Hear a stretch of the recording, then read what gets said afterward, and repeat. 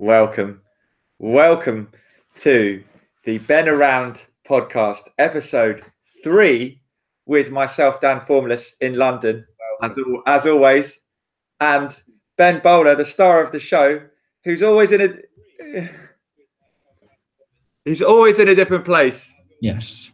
And now I'm hearing myself. No, that was me. I had it open and the live stream open. Yeah, I'm coming live from Tbilisi from my terribly basic live streaming setup that causes Dan to hear himself introducing us.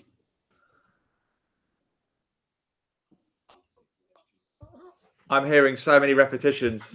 It's brilliant. I found another. 1 second. Here we go. I think I'm now clear and I can just hear your intro and myself. Yeah, perfect. We're good. You wouldn't believe that I passed myself off as a pro at this stuff.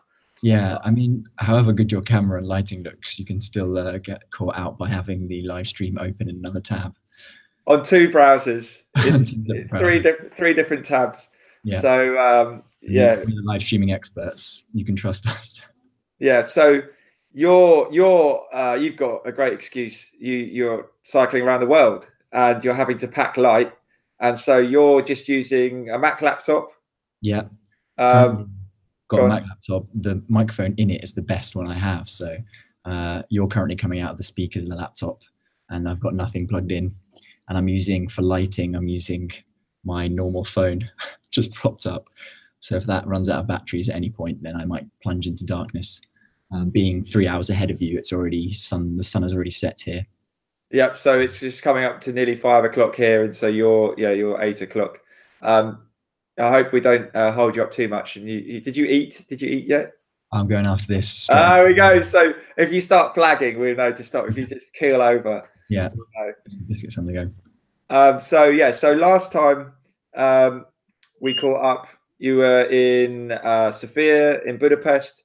We tried to catch up as you arrived in Turkey, but there wasn't great internet there. So you've since traveled all the way across Turkey. Yeah.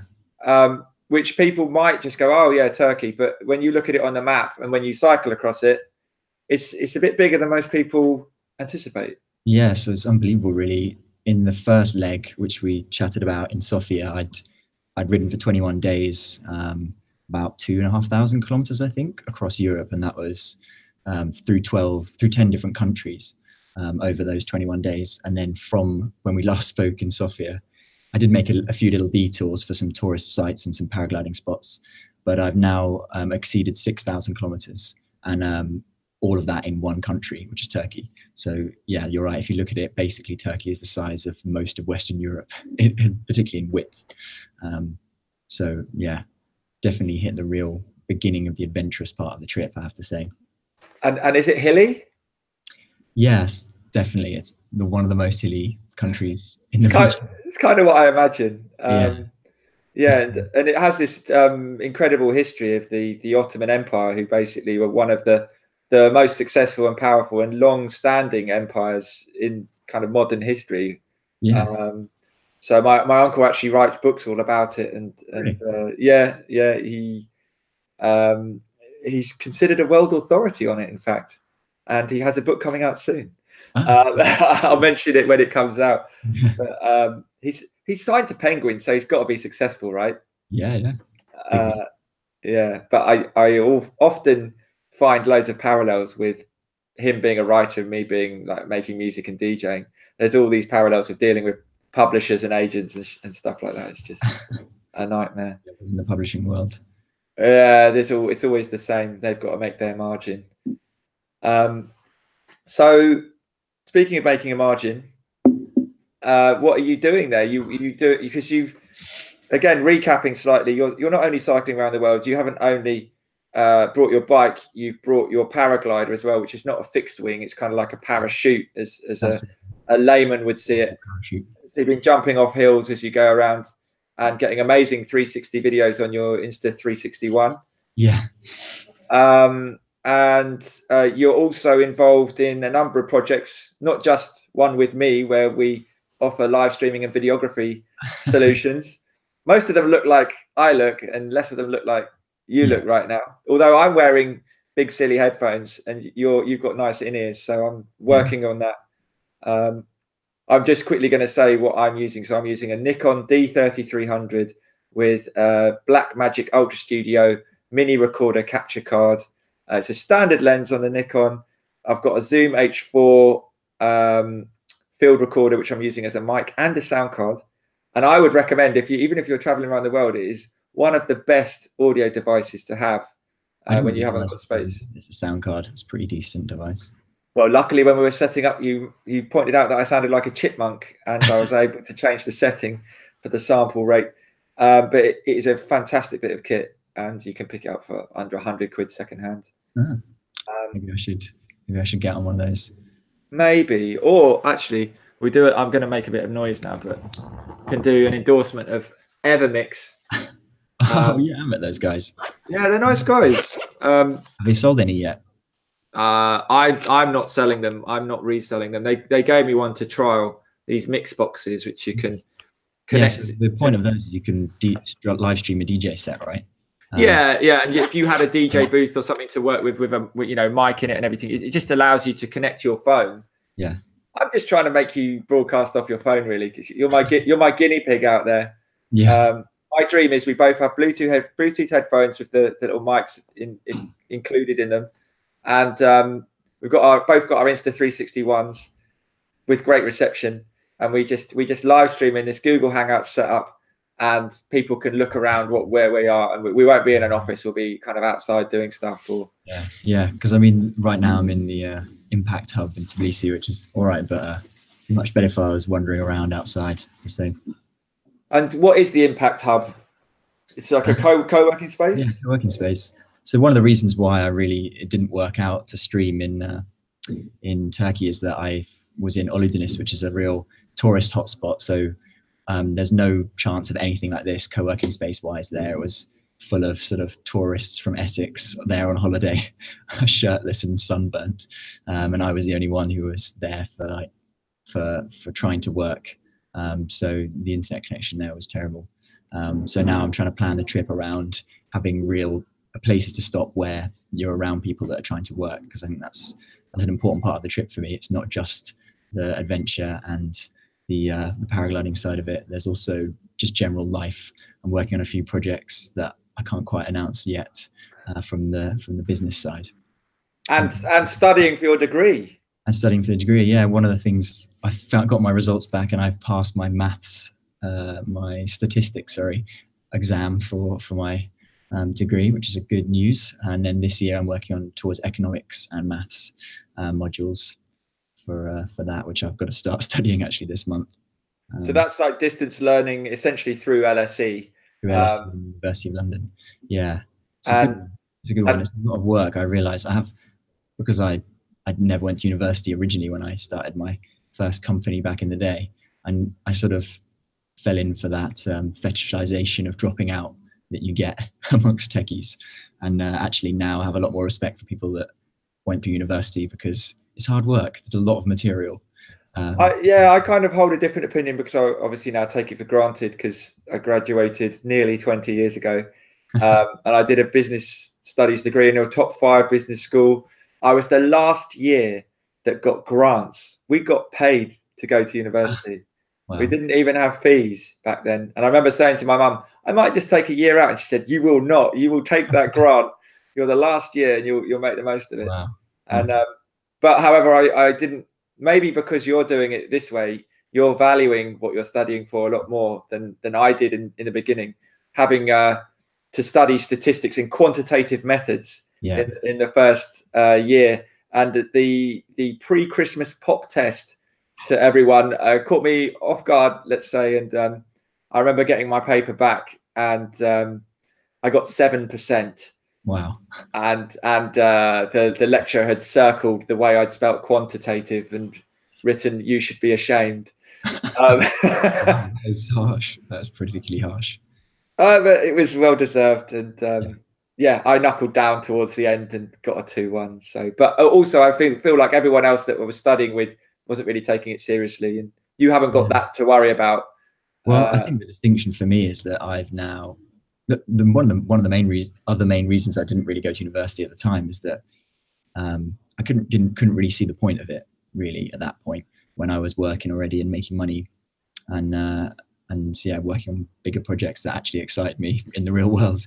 But now I've come back to it from a point of I'm learning things that I really want to actually know about, Apply. to future projects. So I come from a much different angle to the angle that most people come to university. Really, most of my friends and peers just went to university because that's the next step, right? So my family always said, just get a degree and then you can do what you want, and no one can take that degree away from you. I actually wrote that quote down when you said that, because I think that's quite a good quote. Once you've got it, no one can take away from you. Yeah, it's one of those. I mean, I say I take it for granted. I came out a bit disillusioned, but happy that I'd learned how to knuckle down and answer questions properly and be less unbalanced than I maybe was then. And I did realise that I'd learned a lot as I began to apply it in the real world, and realise no one else applies that. And yeah, in the real world, people are always just flouting I don't want to say rules, but the well-researched approaches to doing things. People just cut corners everywhere, or they haven't got the budget. But yeah, I mean, why not get a degree now? You've been, I would, from my position, you've been really successful in all the other things you've done. You've done more than most graduates would do. So you're just kind of doing it the other way around, when you've maybe got more perspective and more value of what you're learning. That's why I'm doing it, really, because I want to kind of break out of the obviously I've done a lot more than just be a practitioner of web development and coding. I have also built other things and come at it from the systems side, but now I want to learn much more perspective about the world to then apply those skills to, because otherwise the next business will always be in that chain of music and technology, which is fine, but it's I've reached the limits of that, I think, of what interests me. So I want to take it beyond there. It's part of the world trip, really, as well, seeing how people live in different parts of the world. And part of the degree as well, I'm going to try and build in a volunteering element and go and work for some good causes later on, once I'm in my second or third year.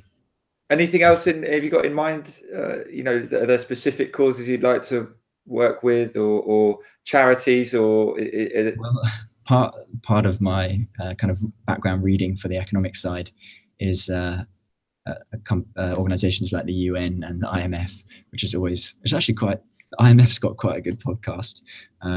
They had a report about the economy in Jamaica recently, and they put a hilarious bit of stock reggae music at the beginning, which it made me crack up massively. But those are the kind of organizations I'm looking at volunteering for. I mean, they're massive and they're completely global, so there's so many different elements that you can go into. And would you work for them afterwards, or are you still on your kind of your quest as a entrepreneur? And what's the mindset? That's what the degree kind of leads into. That's what most people kind of do after, or are aiming for as their goal afterwards, particularly because it's focused on development, international development. But personally, well, you never know. I can't speak too far in the future, but I think I've always had a bit too much of an independent streak to go on and do that as the go and work for such a massive bureaucracy as those companies. Well, having you just said about the selection of the rather cliched music, it's music to my ears that you don't want to go and work for the IMF or UN, because big names. I don't know if they've got such a great name. There's a few things they might have done that aren't necessarily in the best interest of the people that they're supposed to be helping. Yes, yeah. I learned quite a bit about my camera's gone off, I think. We've been going for 30 minutes then, is that true? I think it's 30 minutes. Yeah, I'm back. Yeah, no, I'm glad that's not on your agenda. And what else? Let's move on to something else. Yes, I mean, the one thing that I was going to try and chat about last time with the when we failed to do a stream from Turkey was just the fact that I'd hit the first kind of big struggle from I got food poisoning from a salad in Istanbul, which made me really I just felt so stupid afterwards, because I'd sort of prepared so much about all these. I've got water filters and purification stuff, and always drinking bottled water. All this preparation that I'd done to be in these countries, and then as soon as I get out of Europe into Turkey, I immediately get food poisoning, and it was in the most remote part of the trip so far. I was about I was about 100 kilometers from the ferry point where I got off from Istanbul, and it was in these really remote villages. Because I was going a bit of an untraditional route, there was no real highways. There were gravel tracks going through mining towns and little tiny remote villages with not really that many shops around. And suddenly I was kind of taken down with this illness, and I had to try and work out what I was going to do. At one point, I was really weak. I was only able to kind of push the bike, and I rolled into this village to try and get some food and some clean water, and there's just no shops in there. So I ended up getting taken in by basically a variety of local people who gave me somewhere to sleep and some food from the garden and some fresh water. And they hunted down the only English speaker in the village to come and figure out what I was doing there in the first place, and try and work out if I need to lift anywhere or any help. But yeah, that was the first real time I realized how crazily remote I've been at various points, and how potentially dangerous it could be to be kind of out in these places with no support. But that's kind of the thing that I imagine you went on this journey for, to kind of have this experience, to meet locals. The almost stereotype of them taking you in, Yeah. and everything is exactly what I pictured anyway of this. Yeah, it's the thing that it definitely is after the fact. At the time, it's really not a great feeling. Like I spent the day after that, I'd spent literally just sitting out under a tree for most of the day, just eating continuously, drinking, trying to get back up strength. And then I headed into the next day. I headed into a hotel. Finally, after it was less than 100 kilometers away, which I normally do in a single day's ride. But because I was so weak, I kind of hopped. I could only do that over about 3 days to get to the nearest town before I could recover. So at the time, doesn't feel great, but it's good for like overall feeling that people will help you wherever you are. That's the good side of it, I suppose. And would you have any tips for someone, like if you are traveling around the world in remote areas and you do get food poisoning? Yeah. Do you have any tips? Is it just like lay low, don't try and get moving again too soon, make sure obviously you're getting lots of fluids in you, but any other sort of gems you've got for us? I mean, yeah, I prepared with like various medication beforehand, which didn't do anything, if I'm perfectly honest. It really just didn't actually make much help. I kind of had to keep going because there's not much else I could do there. So I didn't really find out anything else. I think the biggest thing I realized is that you can actually keep going. Like the body, you have got more in you than I realized, really. Regardless of being ill, I could still manage to make 20 or 30 kilometers a day just by walking with the bike and rolling down hills and things like that. So definitely proved that there's more, you have more strength in you than you realize, I think. Yeah. You've got some reserves. You might have used a few of them up, but yeah. And you're back up to full health now? Yeah, absolutely. Since I stayed for 2 weeks in southern Turkey and then carried on the road, I've really built up incredible strength. Actually, I've been, since I got to Tbilisi, I've been really thinking back to how I felt in the week before I left for my ride out in London, and I was quite ill there as well, and stressed and tired. I had exams then and everything, and I couldn't really think how strong I would be at this point. I've been climbing 2,000 meter high passes several times a day across eastern Turkey through this unbelievable scenery of all volcanic mountains and remote passes, and just feeling absolutely incredible. But my bike's still about 40 kilos, something like that. I've dropped some weight, but not the majority of it.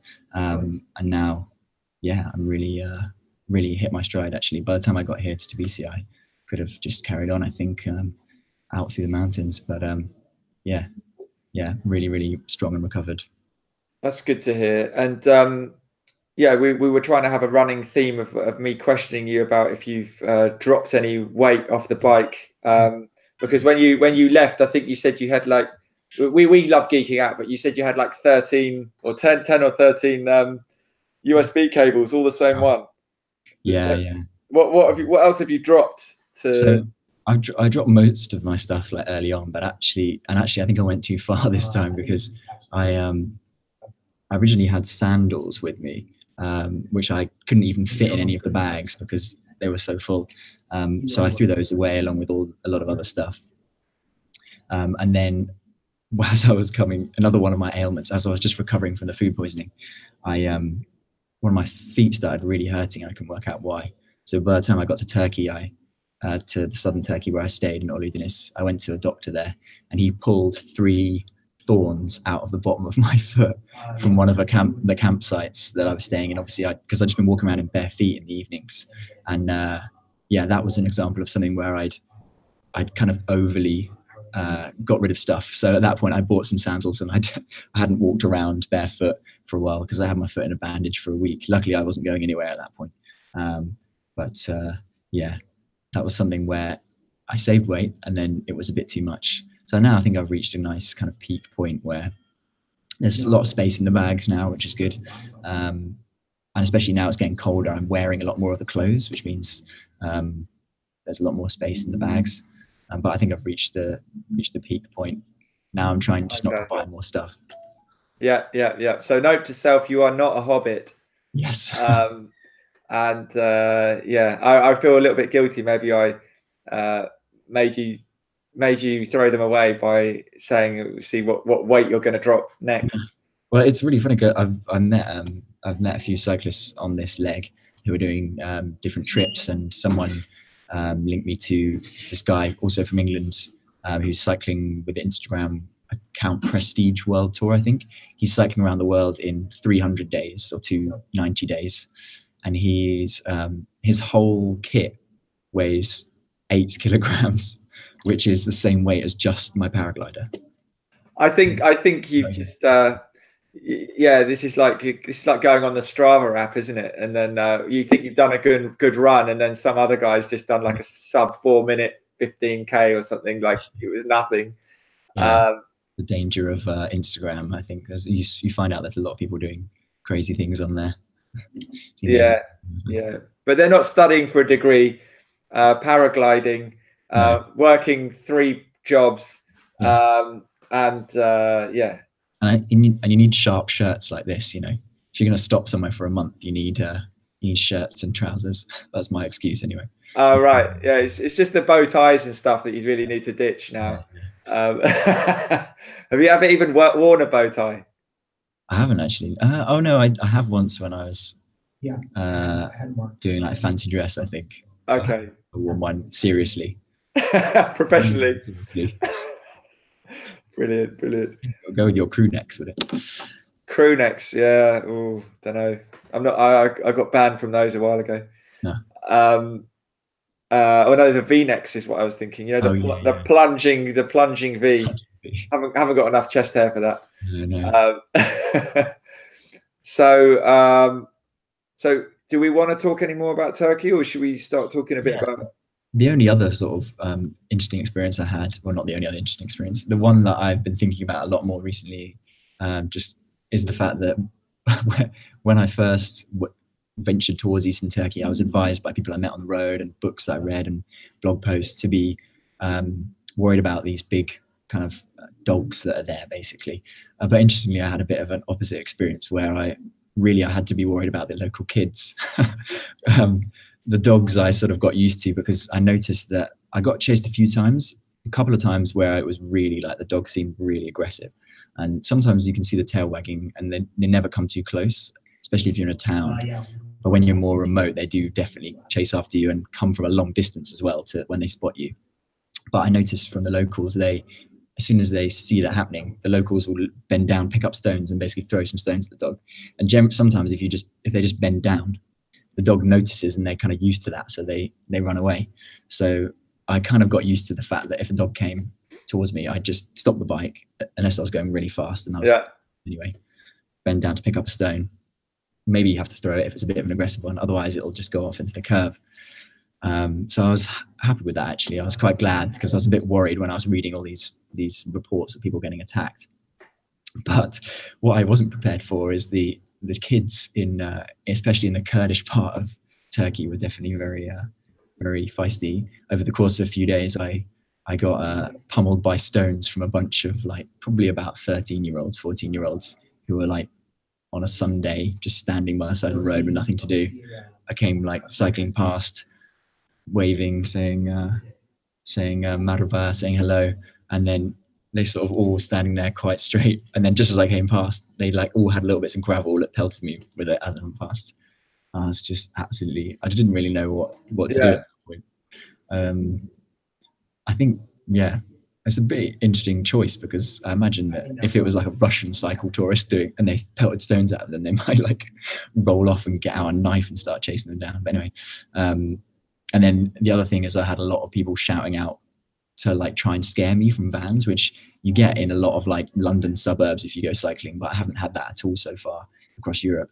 And also at one point someone shot like a cap gun out of the window at me while I was in eastern Turkey. So by the time I reached the Georgian border, I was actually quite pleased. It was the most beautiful part, the most remote, the most amazing mountains. I've never seen a 5,000 meter high mountain before, and I saw lots of really super high mountains in that part of Turkey. But yeah, the younger people particularly were a bit antisocial towards me. The older folks still offered me tea every time I stopped and everything, but yeah, a bit more feisty in that part of the world. That happened in Croatia as well, I think, didn't it? Something similar. Yeah. There was a young kid that threw a stone at me in Croatia as well. I think they just don't like. It must. I was trying to think what it's like to grow up in like a small remote Turkish village. It must be like I must look like an alien to them, if you know what I mean. I've got like my bug eye sunglasses on. I've got all my whole bike is probably more, and kit and everything that I've got with me probably costs more than their family makes in the course of a year. So it's a pretty the difference is really obvious in that situation. It's interesting because cycling can sometimes do the opposite, like because you're kind of living in a fairly basic way. Sometimes you can rock up somewhere, and particularly with older people, you get taken in and looked after because you're quite vulnerable in that respect. But I think with some of these children, you appear as like a total alien. I got asked several times for cash in that part of Turkey as well, and I think they have a lot of tourists in some parts. They asked if I was American and if I could give them a Rolex was one of the things that someone asked me. I'd be quite pleased if I could get a Rolex. So, but yeah, that was a bit of a shock, I have to say. But something I wasn't quite expecting somehow. But I suppose it's a feature. It's going to happen when you're doing this kind of thing. It's happened in 2 countries now, so you're going to have to expect it to happen in a few more. Maybe you need to have, I don't know, like you don't want to be aggressive back, but I mean, the response was that I wanted to like get one of them by their ear and like drag them to see their like dead mum or whatever, because yeah, the older family is much more respectful, and they've definitely got a real like a strong family culture there. So I imagine if their parents were around, they would never do that, But so I guess the thing is, maybe you know how to say hello in each language. You might need an extra phrase in your vocabulary, maybe something like, or what would your mother think, or something like that. Something like that. So just to make them think for a second. Or they might be like, they might just then pick up bigger rocks and say, "I have no mum." Oh man. Well, I mean, if it's only stones, it's not the end of the world. But yeah, it's quite funny. I imagine trying to think of being a kid again. They're showing off to each other. They're and they're egging each other on, and there's a little bit of a pack mentality. Absolutely. Or maybe they're just, normally you throw stones at dogs, and they're just, maybe there were some dogs. Maybe there's some dogs behind you or something. They were trying to save you. Trying to save me. What else is there to do on a Sunday? In a small town. Maybe you should have a Bible and just hold the Bible up, and be that what's it called, missionary. Mission. Spreading the good book. I'm not quite sure how that would go down. Yeah, you might get lynched. Yeah, that might go. Yeah, you could have the holy book of each country, and then as soon as you get out of that country, you can kind of ditch it, swap it around. Yeah. Or maybe not. Yeah, maybe not. Maybe don't take any advice from me on the on that front, at least. Don't worry, I'll take your live streaming advice, but not your. Yeah, but I always try and offer some advice in these podcasts, but I feel like you're way more experienced in this area already. Well, yeah, it's something. It's one of those things. There's a kind of adage in paragliding and flying circles as well, which is like, see if I remember it now. You've got to try and you've got a bucket of skill and a bucket of luck, and you've got to try and fill your bucket of skill before you empty your bucket of luck. That makes sense. So yeah, I like that. I like that. My it's not as good, but my simple one I've said before is chance favors the prepared mind. Interesting. I'm sure it's some sort of wise philosopher or something, but I saw it on Under Siege 2 with Steven Seagal. Cool. Yeah. There's a lot about that, but that's what I'm doing now. I mean, I've done this a little bit, but every time I go into a new country, I'm totally fresh. I've never been to that country before, so I'm relying on some skills and knowledge I have, but also just learning as I go along. And following others really, and that is the benefit of things like Instagram and other people's blogs. So I've got a little folder of other cyclist blogs which I've been reading, people that are ahead of me who I can learn from in terms of what my next big one when I get to India is. Do I need to bribe police at various points? The consensus is that as long as I haven't done anything wrong and I have the right papers, I shouldn't have to. You can just speed things up apparently if you do. Similar in some South American countries. So you might need to have smaller denominations of the currency and not let them see your larger denominations of the currency. Because like, yeah, that'll do.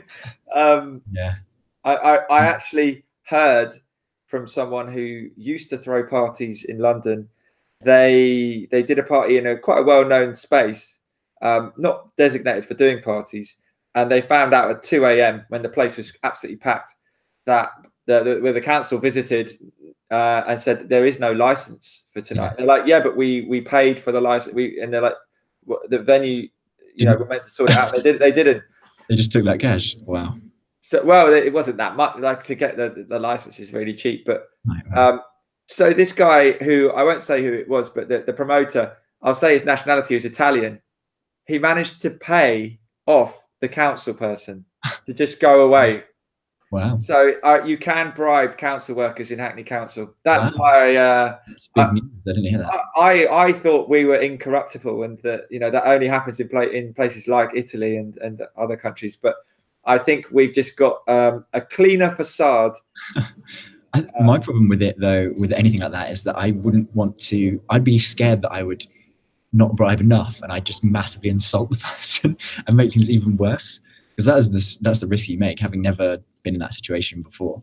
I think they have to insinuate it or something, or I tried to bribe a policeman once when I got caught speeding, and he was showing me that I was doing 99.5. Nice. And I was like, oh, and he said, yeah, if you'd done another point, if you'd have hit 100, we'd have to ban you instantly and take away your license for like at least 2 weeks or something. And they said, but you're just going to get £100 fine and 3 points. And I went, is that £100 fine payable now? Is that the fine or the points? Like, I said, can we? And he was just like, no, you're going to get sent everything in the post. And it's like, oh, okay. Yeah, I try, but you can kind of dance around the subject without actually offering a bribe. You can say, is there any way we can speed this up or something? I'm sure they'd say, oh, but. And was that when you were driving a Tesla, or was that another time? No. My Prius, my 13-year-old black Prius that I named Tessa, I've just got a speeding ticket in that, doing 83 in a 70. But in fact, the speeding ticket, the original speeding ticket, doing 99.5, I was in a clapped out old Audi. I was driving up to London from Portsmouth with my friends, and didn't see the concealed car. Oh dear. Oh I, dear. I don't think you're getting. I don't think you're going to be getting any speeding tickets. No, I think that'll be hard. Yeah, yeah. Um, shall we try and do this photo thing? Have you got? Is now the time to show Yeah. people a bit of a slideshow? Uh, I mean, I think I need to talk. Hopefully, if you tell me when, but I need to talk a little bit so that your whole screenshot doesn't show up whilst I talk. The screen so, of Ben's. Oh look, it's come up anyway. I think. All right, I can see it. I yeah. can see So, everything, but I don't know. I don't know if our viewers can see it. Uh, oh, but we'll find out. We'll find out in the end. yeah. I'm sure we'll see. I mean, yeah. I'm sharing these all through the daily diaries on the website. So what is that website address? It's benbowler.com. And I'm also Ben. sharing links to videos there. I've started publishing my first my diaries, my video diaries, and I'm going to be launching a new video every week. Like I said last time, I've now got the first 4 episodes out, I think. That's great. I've got an editing queue that's longer than my arm, but I've got about 4 weeks in advance, which is good. So you can kind of go back in time to before, while I was still in Europe. Actually, I'm going to be at least 4 months behind, I think, publishing the videos, but hopefully I can catch up. So okay, you're gonna select one and then start and talk through. I think the amount of pictures you've got is intimidatingly Oh, I wasn't going to go extensive. through all. I mean, I haven't really been very selective. I've just picked. I haven't even actually. There's not even a very good selection. What's the one of your bike? Let's see. Let's show people your bike. Yeah, let's just pick some random ones. Okay, yeah, go for it. Go for it. See if I can go backwards. So this is. I'm trying to think which one is good to start with. Yeah, so this is the bike. Let's see if Apple Photos works. There we go. Yeah, here we go. This is me climbing up a Turkey. One of these. You can't really tell the incline here because the photo's flat, like to the road. Yeah, you can see in the distance that it's obviously gone down a lot and then gone back up. It's like a 10% gradient here. But yeah, here's all my crazy bags. I've got some nice new bike hacks, which I might do a little video about for those bike nerds, where I've managed to I've got part of a motorbike there where I'm mounting the fuel bottle underneath the handlebars and stuff. My first aid kit's now under there. But wait a minute, a fuel bottle for what? For cooking? For the petrol, yeah, petrol stove. That's underneath the handlebars now, which is oh really man, handy. why are you not building a little campfire every time and toasting marshmallows? Can't you live off marshmallows? Yeah, I haven't been living off a very good diet, but that's it. I've also got my little Eye of Horus on the bike there, which I got at the Grand Bazaar in Istanbul. It's a lucky Islamic trinket which hangs off the front of my bike to ward off evil spirits. Although it hasn't really helped this much on this trip because of my food poisoning and the thorns I trodden and everything. But and the stone throwing children. And stone throwing children, yeah. So I'm not convinced it really works for me. Well, it could have been worse if you hadn't had the Eye of Horus. So yeah, true. Maybe I should get a cross instead while I'm here. What's that one of the widescreen one? Yeah, you got it up now. Yeah, this is Cappadocia, which is unbelievable. Wow. This is one of the top tourist sites in Turkey, and I took a detour to get here. It's famous for a couple of things, one of which is hot air balloons. So every morning they have 150 hot air balloons that take off and fly over this valley. It's basically like a Grand Canyon style valley. You can see, I don't know if you can see my mouse, but it's got the Grand Canyon style kind of layers, and it's cut out through erosion. But the difference is that there's a whole town in here, and over hundreds of years locals have cut houses into all of these kind of fairy chimneys, they call them, little stone pillars basically, and little churches are in there as well, and they're really intricate little houses. I can't wait to put my video diary up from here because I managed to climb into one, and they've got these sort of 3-story houses with shelves and steps and handles, and it's really amazingly intricately cut. But unfortunately I picked the 3 days to be there where it was too windy, so they couldn't operate the hot air balloons. So I missed my chance of getting a hot air balloon flight, which I was really disappointed about. I've never been in a hot air balloon. I was looking forward to getting to try it. Couldn't you have stayed a bit longer? I could have done, but the weather wasn't showing any signs of changing, and I just wanted to get along. So I gave myself 3 chances to fly, 3 mornings where I could have flown, but it was still bad weather. and it was still bad weather for a couple of days afterwards. So I decided to leave in the end. But got to leave some things to do in the world. I can come back here at some point. Especially as it's a tourist destination, you could just come straight there. Yeah, I guess. Yeah, there's a lot of different buses and everything there from various parts of Turkey. So I'll have to come back for that one. So that's actually quite a good running theme we could have as well. So so far, where are the places that you'll probably be? You said to yourself, I'll definitely come back here for either because it's so amazing or because you didn't get to do something amazing that it's known for. Yeah. Well, I think Sofia, I really fell in love with that. I think a lot of that's to do with the people there and the fact that I stayed there for almost 2 months. And I was working and I made friends. Matt and Yella, who there's some photos of them in here somewhere. They joined me for the first leg of the trip from Sofia to Istanbul. Yeah, that's what it is.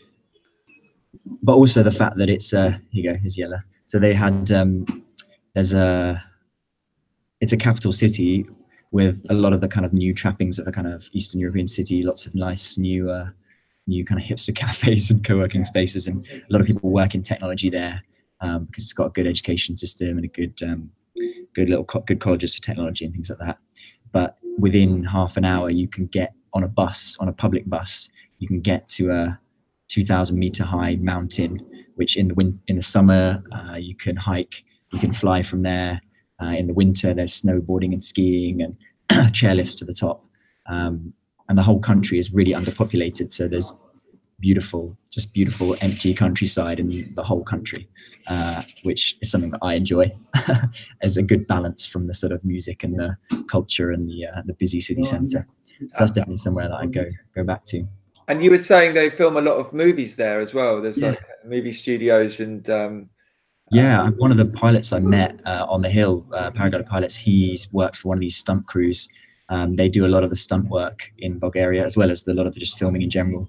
I suppose it's a lot of white people that they can get for extras, and Bulgaria as a country is very cheap. There's a lot of space, like I said, so they can build big sets there. Actually, while I was flying once, I did a little mini cross-country flight, and as I was coming down, I was basically landing in a Western set with a statue and all these sort of Western style houses. It was really, really bizarre. I ended up landing right next to it, but yeah, it was really funny to see. And they've got really, really fast internet there, I heard. Yes, yeah, they've got they're a good place all round to work, I would say. Yeah, I think a lot of people in the UK don't realise how back and beyond we are generally with our speed of our connections and stuff. Yeah. And like a lot of Europe is way, way faster. And yeah, I think I personally was surprised when I heard how fast the connection is generally. What's happened to your bike there?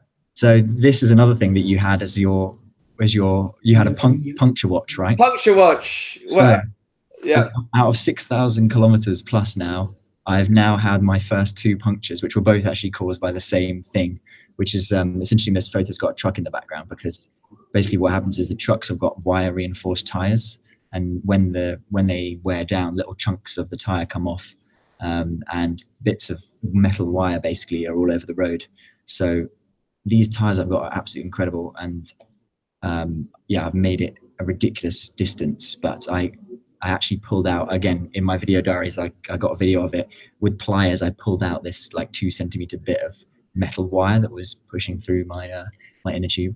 But since I repaired that and I've avoided as much tire debris as possible, I haven't had any more. So I'm still doing pretty well, I think. 1 puncture every 3,000 kilometers, I can live with that. Yeah, shout out to the tire manufacturer. What's the name of shout out to the Schwabler Marathon Plus. You should definitely put a link to that tire in the description of this, because I think that's incredible.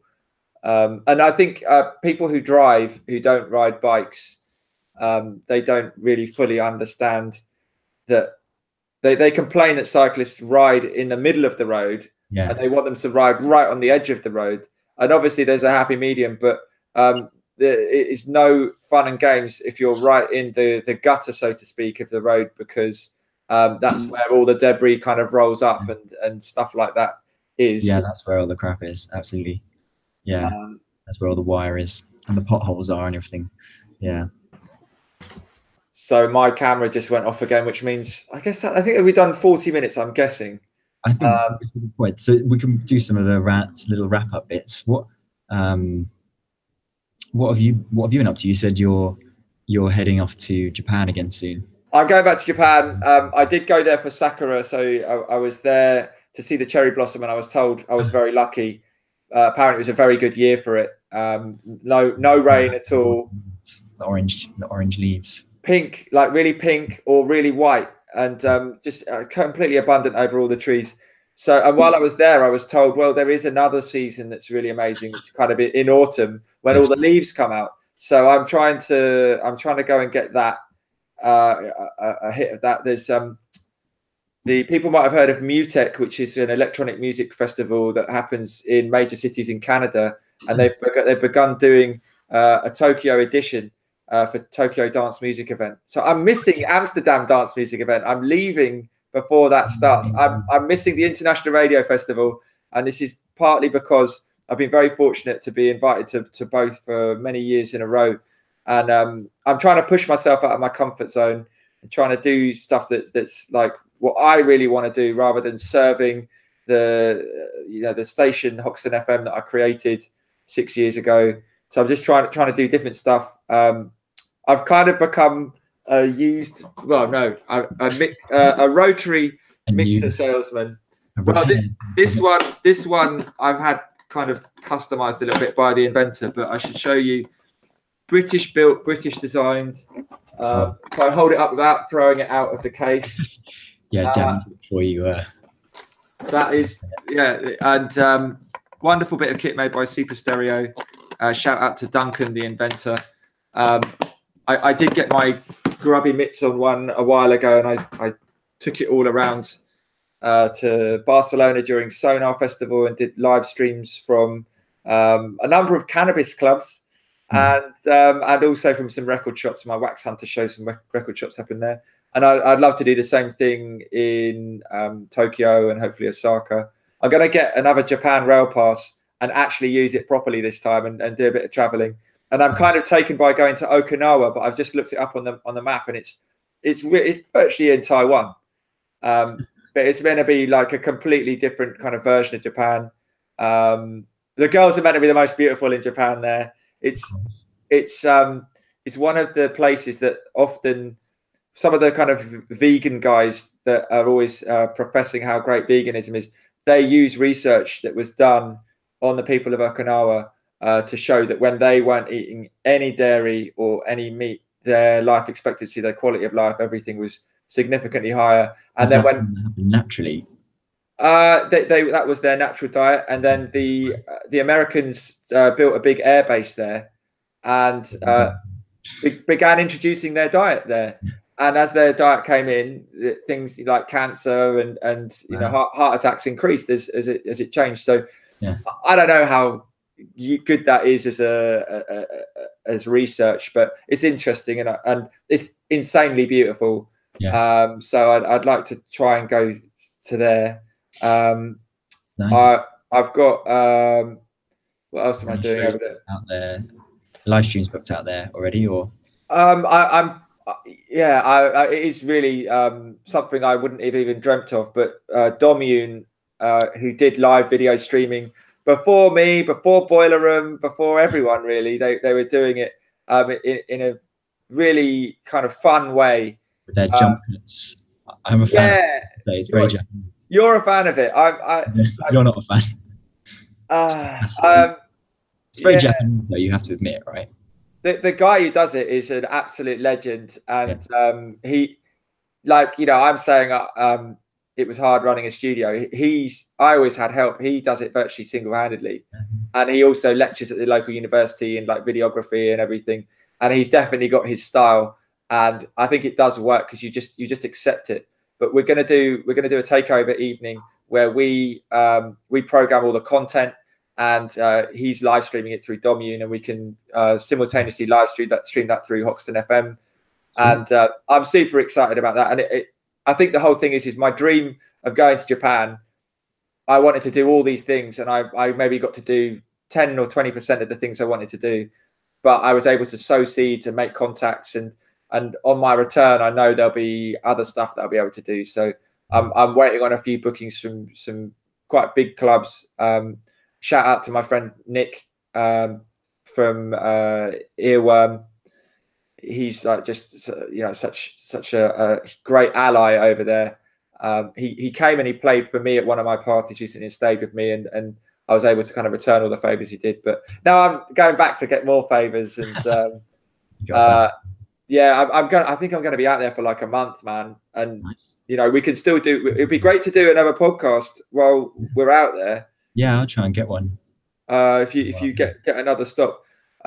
Speaking of podcasts, I've kind of agreed with my best friend to do a podcast called "You're Doing It Wrong," with the tagline "The Art of Breaking Bad Habits." Strong.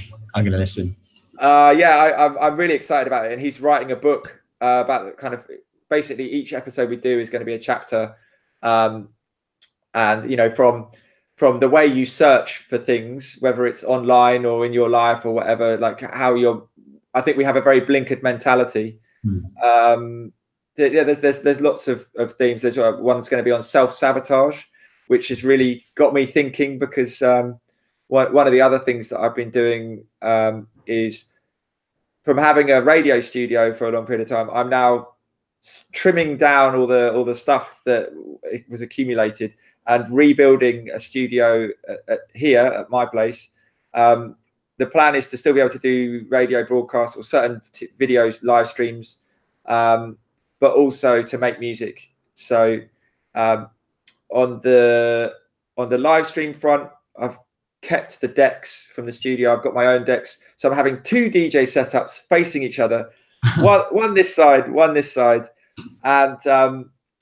we're going to set it up so people can battle. Nice. So they're essentially all invited to come and battle me. I'll just have some record players and my extensive record collection to play. Yeah. They get the CDJs and a set of record players as well. I use my little bespoke rotary mixer by Super Stereo, and we can mix into each other's music. I can let them play for a bit. I can play for a bit. So that's quite fun. Nice. On the music making front, I've bought an MPC, which is a legendary instrument or tool that hip hop artists in particular used to sample and sequence music. And I've been getting lessons from a very skilled proponent named Doctor, who's got an album out on 2020 Vision, which you should go and check out. So I'm doing that, and I realized that because I've been using this rotary mixer in all these places, all these people comment, what's it? What was it? And so I've been able to get one guy in Osaka. I've got one that I'm taking him. I'm taking my own one, but I've got a feeling that I might not be coming back with that. And I'm kind of dreaming about properly going and visiting the electronics shops of Tokyo, which I kind of glanced. I stopped in. It was this thing of like, oh, I'm here for 3 weeks. I'll just look in. I looked at stuff, and then I was like, well, I can go and do that later. And now I'm realizing that when you go and visit somewhere, if you've got the stuff you really want to do, just go and get it done straight away. Like because you might, if you're like, oh, I definitely want to fly in the air balloon, and the first day the weather was good, and then it gets bad for the next 2 or 3, you've missed your chance. So it's like, have your hierarchy of what you want to do. So I'm going to just arrive and probably just submerge myself in geeky electronics. I want to try and buy some really rare synths and come back. Fill the mixer space with some synths. Yeah, well, yeah, exactly. So I'm pretty excited about that. I've actually, the only reason I would be coming back when I'm coming back is because off the back of some of the gigs in Sonar, I've been asked to go out and play at a party in Gran Canaria, the Canary Islands, and live stream that. And then the following weekend, basically do the same thing in where is it? In Prague. Nice. So like it's really nice to kind of. The studio has sort of allowed you to take up these bigger opportunities for yourself. I think it has. I think I've had to. I'm still getting asked. Basically, people think that the station is closed, when it's just a studio that's closed. I'm still getting asked when I'm going to open another studio, and then I'm kind of getting told that there's a big hole in the scene because it's not there, which I think is imaginary, because there's some other great stations that have started since, like Nettle Radio.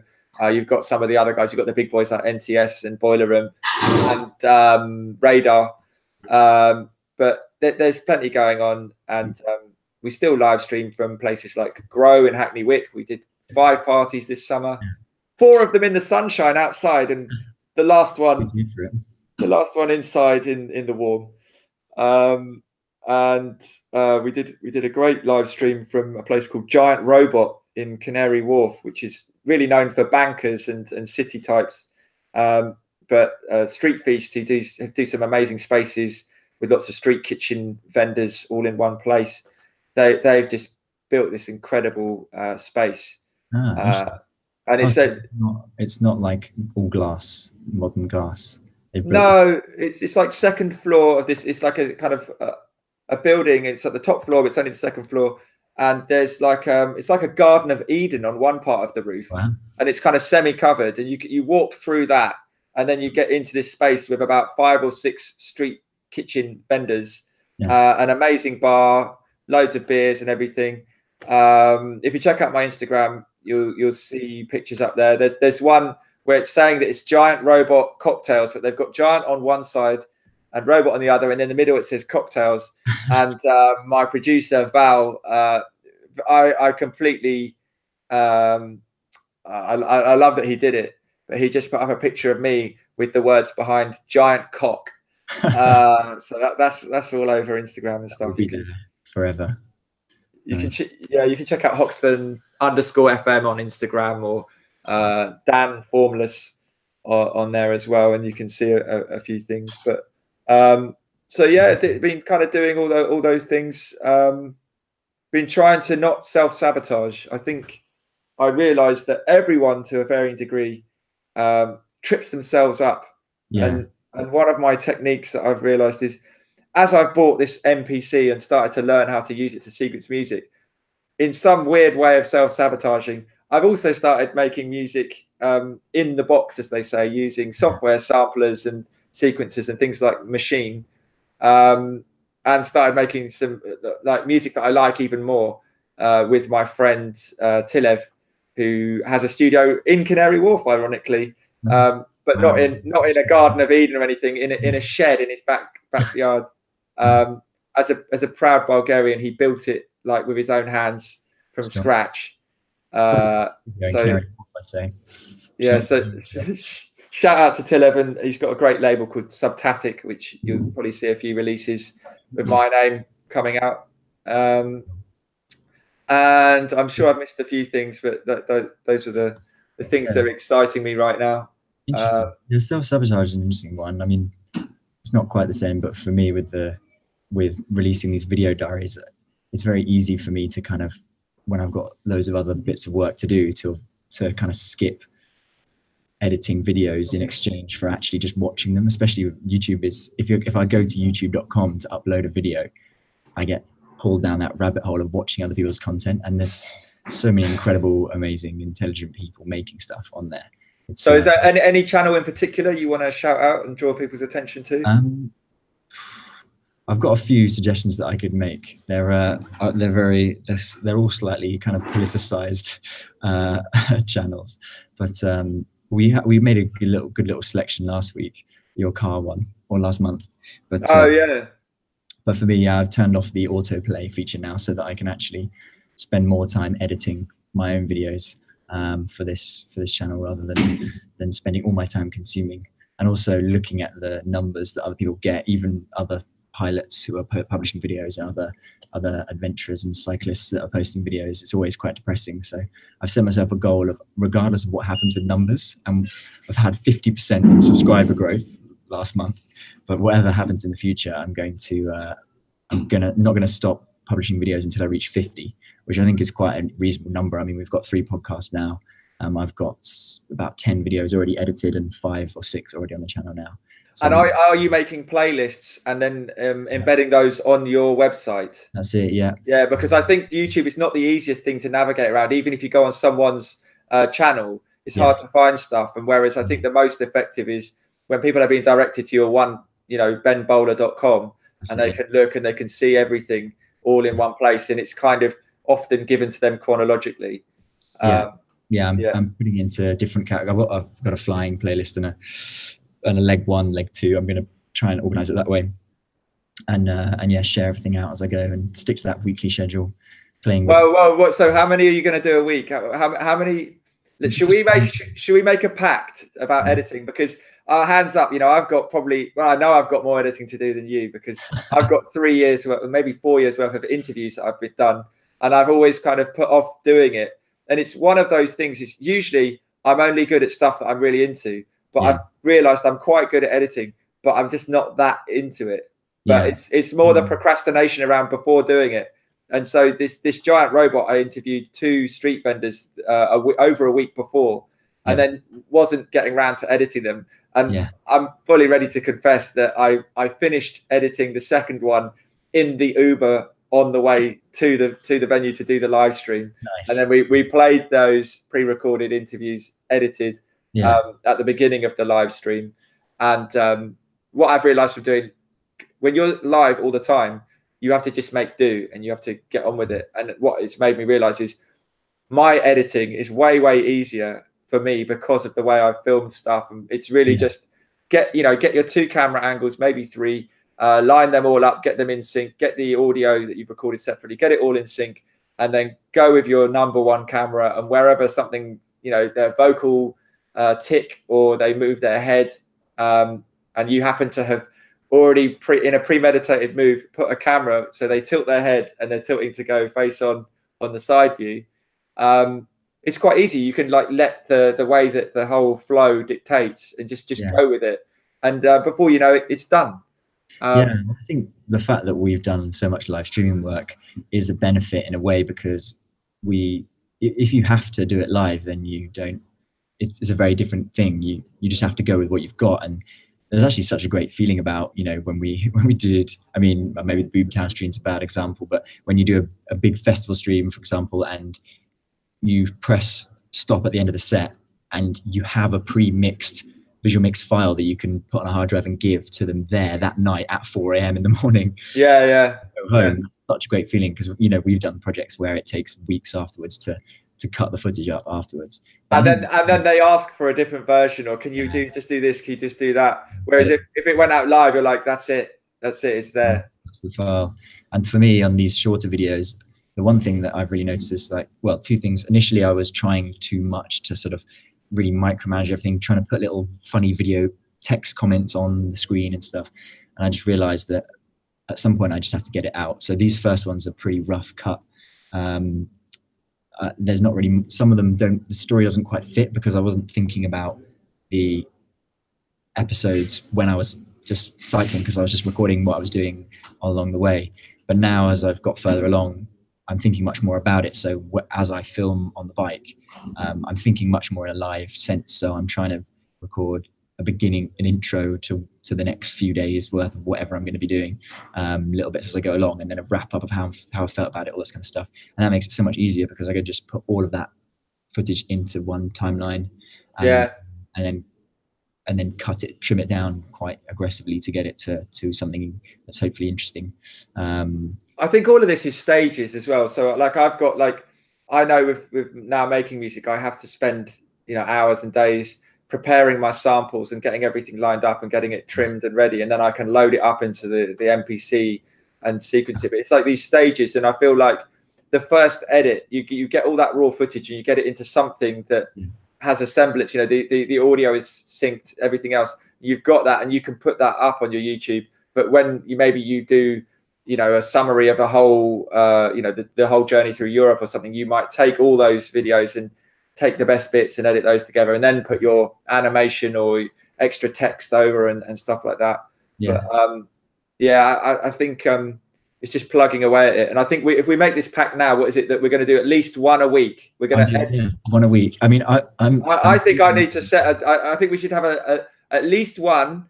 And what's the upper end of that? Three between 1 and 3. Between 1 to 3, yeah. Because I think if you do one, once you do one and you feel kind of satisfied about it, you've got that little bit of momentum. There's this procrastination, but once you get going, then you're like, right, I'm going. I'm going to do more. Although for me, the main reason that I'm doing it that way is because I'm on the road every other month. What I'm doing is, when I was in Turkey, I edited 7, 8, 9 videos in one go. Well, not in one go, but over the course of 2 weeks. And so now I've got a 4-week head start. So I already have enough videos to publish once a week until the end of the time I'm in Tbilisi. So while I'm here, I'm going to at least 2 months worth, and then queue that up. Because you need, because all right, you've built your backlog, but you've got this is basically, you've got chunks of time where you're generating content, and then you've got chunks of time when you can be processing that and editing it. Absolutely. So this is your opportunity to get even further ahead. Yeah, that's true. I've got enough to edit. I want to get a lot, particularly paragliding videos. I want to get some of those out because I've not cut any and put any of those up yet. And I guess in some way you can, like, because you were saying about data and like storing and managing your data, you almost want to get that, like, one of those hard drives that's got all the raw stuff. You get all the raw footage from the edited videos, stick that on a hard drive and post it to your sister or something. Get it away, get it out. I mean, luckily, again, coming back to me getting rid of a camera, all of the videos from my phone are already backed up in 2 places. It's actually just the stuff on the Insta360 and the GoPro that are actually dangerously only on one hard drive, which could die or be lost at any point. But you never know. You never know. Yeah. So I think we should wrap the podcast. Definitely. Yeah, we've alluded to your podcast. Are you going to have a link to that once you haven't recorded the first episode, right? No, we haven't. And you know what? We might do another podcast before that one starts. Okay. So I'm just sowing the seeds on that one. Nice. I am very excited about it, and my friend who wishes to remain nameless, we're going to call him the producer. He won't even be on camera. He'll be just in the wings. And he's already written like 3 books. He's really interesting guy. Always a very different perspective on things. So I think, and we both made loads and loads of mistakes in life, and I think we've both got quite a good attitude to evolving and progressing and not making the same mistakes twice. So hopefully we'll be able to share stuff with people that will benefit them. Nice. Yeah, well, once it's out, we can drop a link in the YouTube description for that one. And from my side, like I said, benbowler.com for the daily diaries as well. For the last 52 days, I've got a post for every single day, which I just published the last ones of this morning. And there's lots of photos and exciting stuff in there, not just texts about how I'm feeling and being rained on and having stones thrown at me by kids. And of course, YouTube videos, youtube.com/benbowler, where this is right now. And yeah, I'm trying to think what else. That's most of it. We'll try and get another podcast out in the next month. Well, tell us what's in store for you. How long are you in Tbilisi? What's the next stage of the ride? Oh, so we're going to do another one before you leave Tbilisi? Yeah, we can see if we can get one in. Maybe we can do a music focused one, because there's some interesting music scenes here in Tbilisi and also in Istanbul, which I didn't get to talk about. I got to a cool party there, which I want to chat about, and got around the record shops and got some interesting music from some cool sources there. So it'd be good to do a separate episode about that. From here, yeah, I'm in Tbilisi working for a month. Like I say, unfortunately my Iranian visa is not possible from what I want to do.